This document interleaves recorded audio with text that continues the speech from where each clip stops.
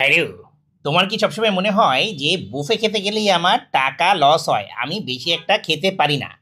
Buffet খেতে আমার মজা লাগে না। বুফেতে খাবারের রান্না ভালো হয় না। এই ভিডিওটা তোমার জন্য। এই দেখো, বুফে একটা মানে বাজেট বুফে যেগুলো হয় আর কি, প্রথমেই হচ্ছে কি ডেজার্ট সেকশনটা থাকে, আর সাথে রয়েছে মেইন কোর্স, তাই না? হ্যাঁ। আগে দেখবে ডেকোরেশনটা কেমন, দেখো এখানকার ডেকোরেশনটা হচ্ছে করোনা ভাইরাসের মতো। এটার নাম হচ্ছে করোনা ভাইরাস লাইট। আর এখানে ফ্রিজ ভর্তি হচ্ছে মোজো। এই জন্য তো এই রেস্টুরেন্টটা আমার এত পছন্দ হয়েছে। তো যাই হোক, তোমাদেরকে এবার এই গোপন কথাগুলো বলি বুফে খাওয়ার। তোমরা বুফেতে যখন খেতে যাবে, তার আগে তো হচ্ছে নিশ্চয়ই হচ্ছে বেশ কিছুক্ষণ না খেয়ে থাকো না, মানে খিদে টিদে লাগেই তো যাও, তাই না? তাহলে প্রথম হচ্ছে ঘুরে ঘুরে দেখবে যে কি কি আইটেম আছে। তার মধ্যে তোমার সবচেয়ে পছন্দের যে আইটেমটা, সেটা দিয়ে হচ্ছে বুফে খাওয়া শুরু করবে।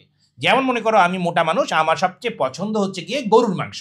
হ্যাঁ, এখানে চানার ডাল দিয়ে গরুর মাংস রান্না করেছে, আর রয়েছে নান রুটি। আমি সেটা দিয়েই খেতে বসেছি। এটাই হচ্ছে আমার মেইন কোর্স, মেইন মিল। হ্যাঁ, অনেকেই দেখবে পোলাওর সাথে যেমন হচ্ছে গিয়ে ফিন্নি মাখিয়ে খায়, এই কাজটা কখনো করতে যাবে না। একটা করে কোর্স অনুযায়ী খাবে। আর বিরিয়ানি, হ্যাঁ, বিরিয়ানির মাংস তো কখনোই বুফেতে পাবে না তুমি, তাই না? তাই সুন্দর করে তোমার টেবিলের ওয়েটারকে একটু রিকোয়েস্ট করো, ভাই, আপনাদের বিরিয়ানিটাই খেতে এসেছি, কিন্তু ওখানে তো মাংস নেই। আপনি একটু গরম গরম বিরিয়ানি কিচেন থেকে কাইন্ডলি এনে দেন। বিশ্বাস করো, আমার এই মন্ত্রটা যদি তুমি কোনো একজন ওয়েটারকে বলো না, আসলেই মন্ত্রের মতো কাজ করবে। এবং সেও মন্ত্রমুগ্ধ হয়ে তোমার জন্য এই রকমভাবে বিরিয়ানি নিয়ে আসবে। এই দেখো, তেহারি আর বিরিয়ানি দুইটাই এনেছে। একটা বিফ তেহারি আর একটা হচ্ছে মাটন বিরিয়ানি। মাংসতে একদম ঠাসা। মানে এখন তুমি আমাকে বলো দেখি, যে এই রকম ৩ প্লেট খাবার খাওয়ার পরে আমার মতো মোটা মানুষের যদি গলা পর্যন্ত ভরে যায়, তাহলে তুমি হতো চিমা মাস্তাকে হুলহুল। তোমার তো গলা দিয়ে হাড্ডি দেখা যাবে নাকি?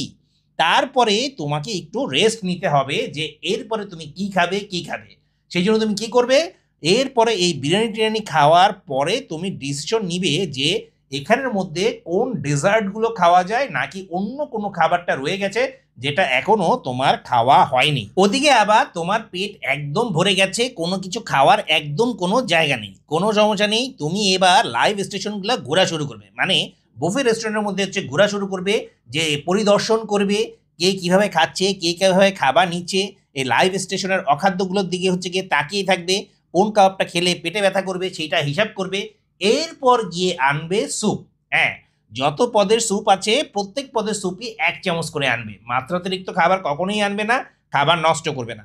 এই ৩টা স্যুপ খাওয়ার পরে দেখবি পেটের মধ্যে আবার জায়গা হয়ে গেছে। তারপর তোমার পছন্দের খাবার তুমি আবার নিয়ে খেতে পারবে। বুঝতে পেরেছো? পয়সা